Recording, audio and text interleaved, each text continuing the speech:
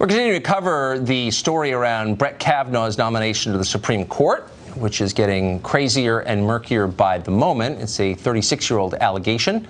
It is apparently impossible to disprove, even according to Kavanaugh's accusers, who have explained he can never clear his name no matter what.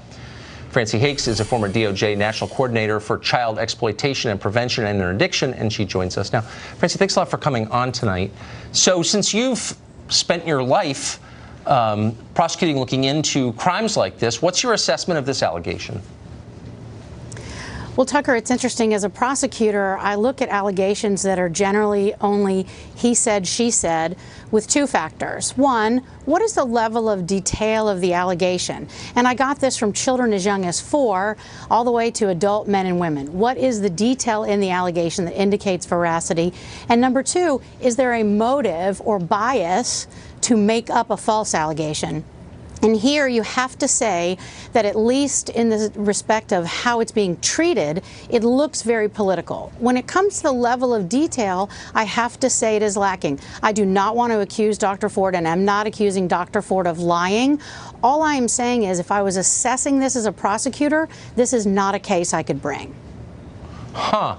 So what, I mean, since the calls right now tonight by Democrats, and needless to say they're being amplified by their puppets in the media, are to get the FBI to investigate this, to ask the president to tell the FBI to investigate this crime. If you were investigating it as a former prosecutor, where would you start based on the facts that we now have?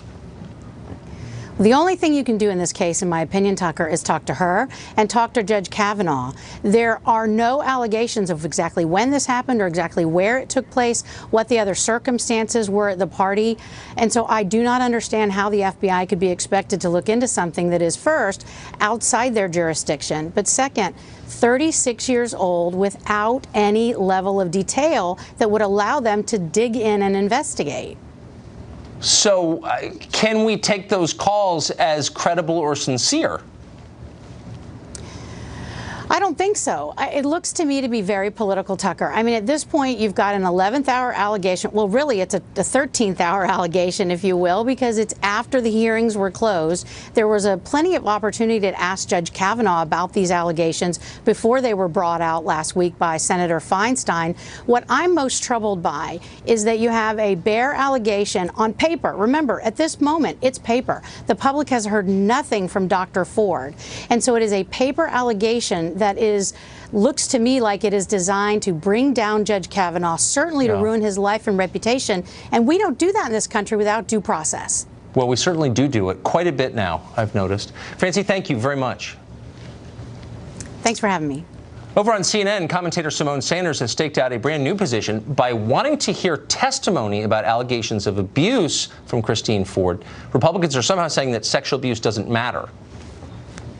I think what the Republicans, not just on the Senate Judiciary Committee, but Republicans in the Senate at large are doing is wrong, and so is the Republican president. They are sending a message that sexual assault, allegations of sexual assault do not matter. Lisa Boothe is a senior fellow at Independent Women's Voice, and she joins us tonight. So yesterday, Lisa, you probably saw this. Mazie Hirono of Hawaii, a U.S. senator, junior senator there, said that it's not just Brett Kavanaugh is guilty. All men are guilty by definition because they're men. And it's not just that we should believe Ford, but all women because they're women. Is that kind of the core of the feminist promise? I don't remember that part. I think it's the core of the Me Too movement. And Tucker, remember Emily Linden, a columnist for Teen Vogue? She tweeted out, I think a little less than a year ago, that it's okay if innocent men get caught up in the Me Too movement because it serves a broader purpose. I fundamentally disagree with that, and I think that's the bigger problem with the Me Too movement, Tucker, is it only considers the accuser and it doesn't consider the accused. And Judge Kavanaugh's life also hangs in the balance here. And that's my bigger problem. And he's not going to get a fair hearing. There's no due process in the court of public opinion. So if his life and his career gets railroaded and he's innocent, that's a huge problem. We should care as a society about getting that right and having some balance here. But isn't the idea that we don't punish the innocent, that we don't believe in collective punishment, punishing because you're in a group that you didn't choose to join? I mean, aren't those kind of the core promises of America? Why are all these rich and powerful people suddenly saying the opposite?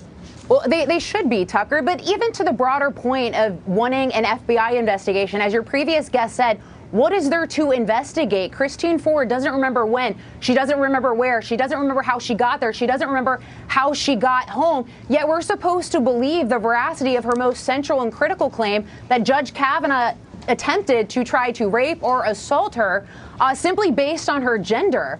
And that is wrong. And these allegations are for 36 years ago. And if that's the premise, the precedent we want to start moving forward, then someone like Cory Booker, who wrote in his college paper that he tried to take advantage of a drunk 15-year-old girl, that means he's disqualified from running for office in 2020 or president. This is ridiculous, Tucker. And I think we've reached peak insanity as a country. And it's really important to take a step back, to examine the facts, and to look at and realize that Judge Kavanaugh's life also hangs in the balance, and innocent men could get swept up in this entire movement.